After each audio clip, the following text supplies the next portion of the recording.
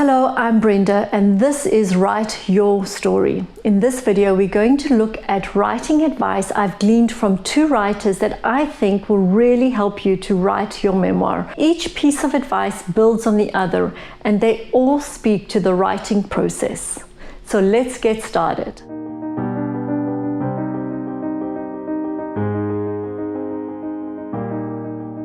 The first piece of advice comes from Virginia Woolf.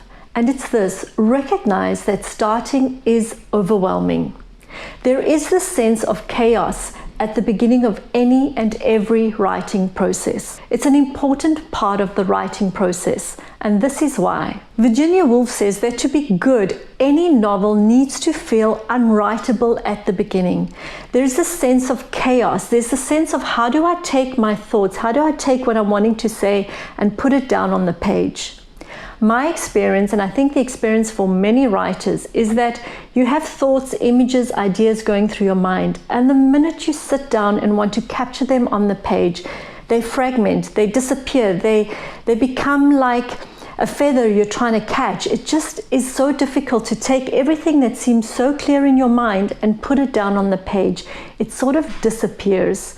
And that is part of the process. And so when we embrace that, when we understand that writing and starting to write is overwhelming, that it can seem unwritable, we're actually in a good place. If it seems too much in a box, that you've got it all cornered and you've got it all settled and you know exactly how it's going to play out and exactly what's going to happen, you may find that you're going to lean very strongly to mechanical, formulaic writing. And that is dead writing. That is cardboard cutout writing. There will be no life in it. The life comes from this sense of chaos, the sense of not really knowing exactly where it's going to go and trusting the process.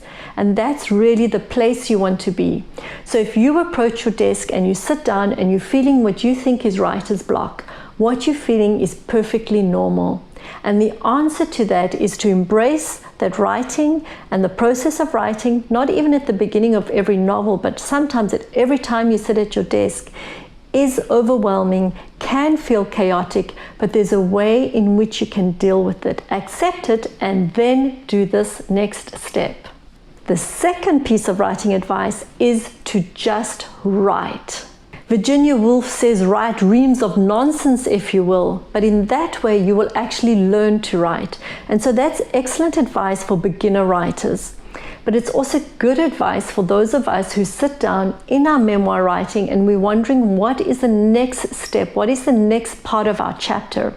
Just start to write. It will show up. It will reveal itself if you haven't really got some idea of where it's already going to go. By just writing, we actually start to find our rhythm. We start to find our groove. And it's a crucial part that takes us to the third piece of advice in the writing process. And that third piece of advice is write until you find your one true sentence. Now, this one true sentence is really something I've come up with as part of an extension of what Ernest Hemingway had to say about the writing process. I think this example from Ernest Hemingway really does illustrate what I've said thus far. He explained how when he was really stuck at writing, especially at the beginning of a new novel or a new story, he would feel pretty much what I've just explained to you, the sense of it being unwritable, not knowing where it was going to go, that it was chaotic, that it was intimidating even, that starting is overwhelming. And he explains how he would stand at the window where he was working, look out over the rooftops of Paris, and then really just counsel himself and say, you've done this before, you've written before, you know how to write. You will write again. All you have to do is write one true sentence. What is one true sentence you know? Write that, and then from then he would carry on. That's how he would write. So he experienced exactly what we're talking about. Now, using that as a basis, I have found that the best way for me is when I sit to write, I start to write. I have some idea of where I want to go and then I write. And I write until I find that one true sentence. I don't have the one true sentence right at the beginning, but as I write, that one true sentence comes up. And I may write paragraphs before I go, aha, this is it. This is the one true sentence. This is really where the story starts. This is really where the chapter is beginning. And all of that I've written before, well, it will get axed. It will get removed. It served its purpose, and its purpose was to warm me up and to get me going. And that's the advice for you. Sit down, just write, and write until you find that one true sentence. And when you do, now you do what Ernest Hemingway also says, write what you know and write truly. So how do we do that? How do we write truly? The best advice for that is to let go of fame and acclaim. I know we're often motivated by it. We want our work to be recognized. We want it to have some impact. But if that is your starting point while you're writing, you're not going to write truly. You're not going to write what's in your heart. You're not going to write what you really want to say. You're going to write what you think others will want to hear. Or in writing memoir, you're going to be concerned about what others may say about what you have written. That is not how you write truly, and that is not how you find your own voice, your own rhythm, your own style. You only find it by letting go of all of that, letting go of any sense of prestige, fame, acclaim, recognition.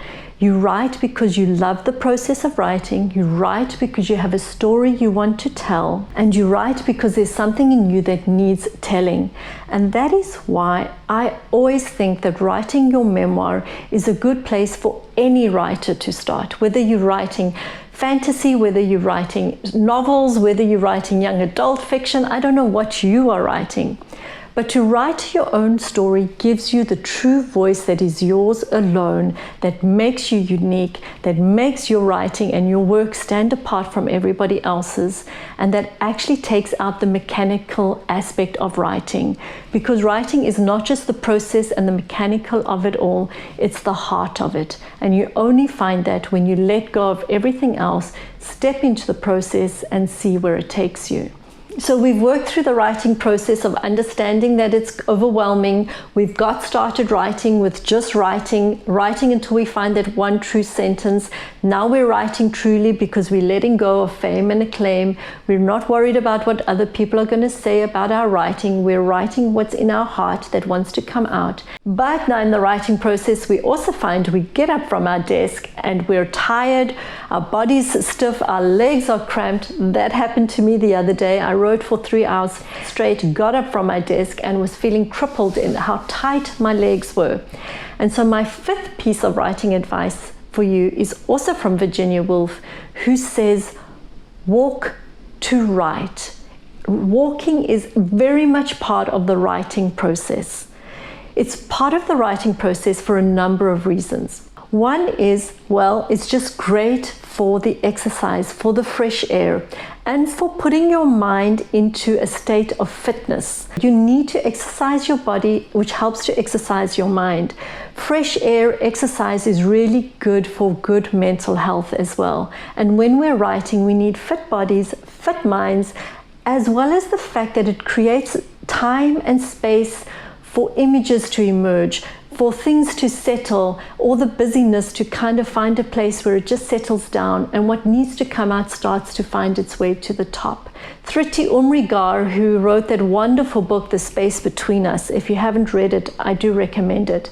She also explains how walking gives you an opportunity to practice dialogue, to talk things out with yourself. Now, you may look a little strange walking along, talking to yourself. I know, I do it many a time. Often sometimes think, should I put a sign that says writer at work? But it does give you that opportunity to just express yourself and to see where you want your writing to go. It's all part of the process. Writing is not just about spending time at your desk clicking away on the keyboards or writing with your pen in your hand. It's also part of the process of how you go about your life, what freedom you give to the writing process in the rest of your life. So walk to write. In my next video, we're going to talk about 5 habits that successful writers have that we can introduce into our lives in order to be good writers. There you have it, 5 pieces of advice to help you with the writing process. Do watch out for my next video where we talk about those 5 habits of successful writers that you can introduce into your writing life. I'll see you in that next video.